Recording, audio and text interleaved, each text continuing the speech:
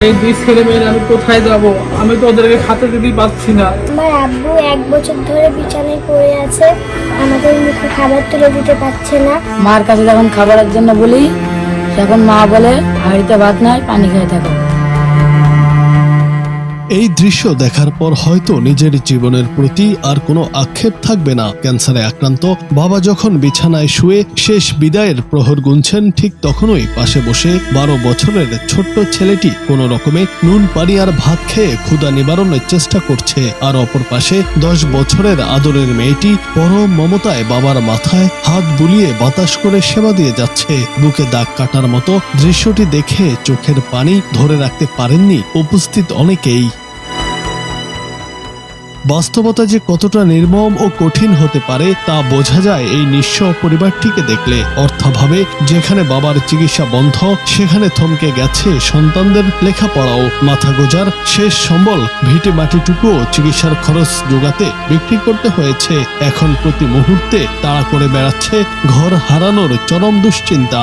মানুষের সাহায্য সহযোগিতায় কোনোদিন হয়তো একবার চুলা জ্বলে, তবে অধিকাংশ সময়ে কাটছে অনাহারে অর্থাহারে। পুরো পরিবারের মাথার উপর যেন জমাট বেঁধেছে ঘোর অমাবস্যার কালো মেঘ। ওদের যে পরিস্থিতি, ওদের দুটি ছেলে নিয়ে ওদের চলেই না। এই পাড়া প্রতিবেশী একদিন দুদিন, সবাই তো সব সময় তো মানুষের একটা, সবাই গরিব মানুষ, সবাই তো পারে না। তারপরেও যদি এক আধ কেজি চাল মাইল মানুষ দেয়, এই একবেলা অন্তরে একবেলা এই ছেলেপিলির মুখে নুন ভাত হোক, ডাল ভাত হোক, চারটি খাওয়ায়। আমার এই ছেলেটা খুবই ভালো, কিন্তু ভালো মানুষের এখন অসুখ হয়েছে। অসুখ হওয়ার পরে কিন্তু আমার এই ছেলে কোনো হলে কি যে কাজ কাম করতে পারে না। আপনারা যদি সাহায্য করেন, একটা ভ্যান ট্যান কিনলেন, তো ছেলেটা ভ্যানটা চালিয়ে খাইতে পারবে।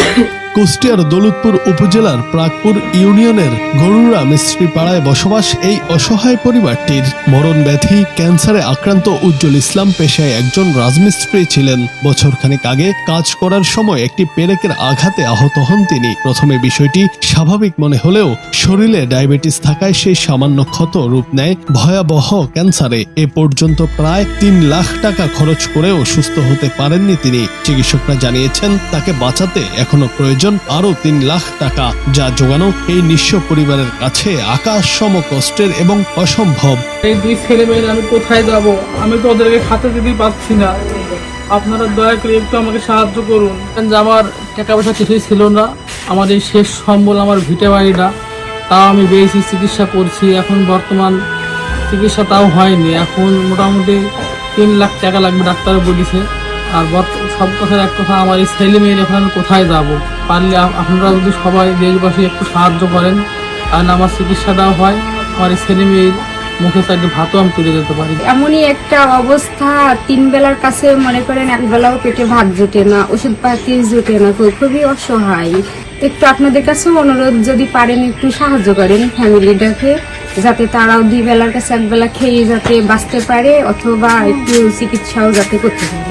এদিকে বুক ফাটা আর্তনাদ করে যাচ্ছেন তার স্ত্রী। অসুস্থ স্বামীকে বাঁচিয়ে রাখতে আপ্রাণ চেষ্টা করে যাচ্ছেন তিনি। আমার স্বামী আজ 1 বছর ধরে পড়ে আছে। আমার ছেলে মেয়েকে আমরা স্কুলে করতে পারিনি, খুব দুটো খাবার মুখে দিতে পারিনি, খুব এমন অবস্থা হয়ে গেছে। আপনারা দয়া করে আপনারা আমাদের উপকার করেন এবং সাহায্য করেন। আমার আব্বু 1 বছর ধরে বিছানায় পড়ে আছে, আমাদের মুখে খাবার তুলে দিতে পারছে না। আমরা লেখাপড়া করতাম, সেটা বন্ধ হয়ে গেছে, এবং আপনারা যদি পারেন আমাদের সাহায্য করুন। মার কাছে যখন খাবারের জন্য বলি, তখন মা বলে হাঁড়িতে ভাত নাই, পানি খেয়ে থাকো, খালি পানি খেয়ে থাকো। একবার পানি খেয়ে কদিন থাকবো? যে আমরা হলে স্কুলে যেতে চাই। আপনাদের কাছে আমি সাহায্য চাইছি যে আমাদের কিছু সাহায্য করুন। ক্যান্সার হয়েছে, আপনি ধরেন কর্ম করলে এখানে আমার ছেলে খেতে পায়। আমার বড় নাতি ভর্তি করতে পারেনি, এবং আমার ছেলে কোনো কর্ম করতে পারে না, ঘর বাড়ি নাই, আমার গরিব মানুষ। আপনারা যদি আমার আসলে ভিক্ষা দেন, তাহলে আমার একটু উপকার হয়।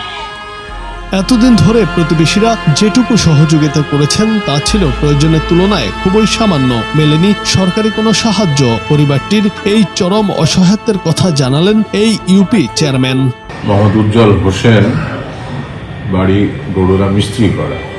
আমার ইউনিয়নের সংলগ্ন তাদের বাড়ি।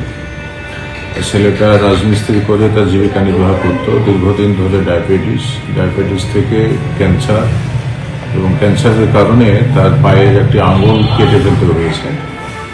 আর এই চিকিৎসাগুলো নিতে গিয়ে তাকে তার বাড়ির অর্ধেক জমি বিক্রি করা হয়ে গেছে অলরেডি। এখন বাকি অর্ধেক জমি আছে।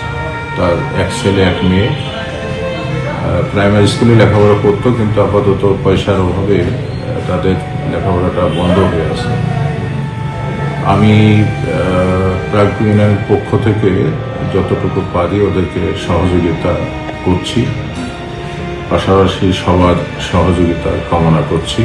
একদিকে টাকার অভাবে বন্ধ চিকিৎসা, অন্যদিকে অন্ধকারের অতলে তলিয়ে যাচ্ছে অবুঝ সন্তানদের শিক্ষা ও ভবিষ্যৎ। পরিবারটির মাথার উপর এখন ঘোর অন্ধকার। সমাজের বিত্তবান ও মানবিক মানুষদের একটুখানি সহানুভূতি আর আর্থিক সাহায্যই কেবল পারে এই পরিবারটিকে আবার স্বাভাবিক জীবনে ফিরিয়ে আনতে। মানুষের সাহায্যই পারে এক বাবাকে বেঁচে ফেরাতে। জুনায়েদ আহমেদ, বাংলা টিভি।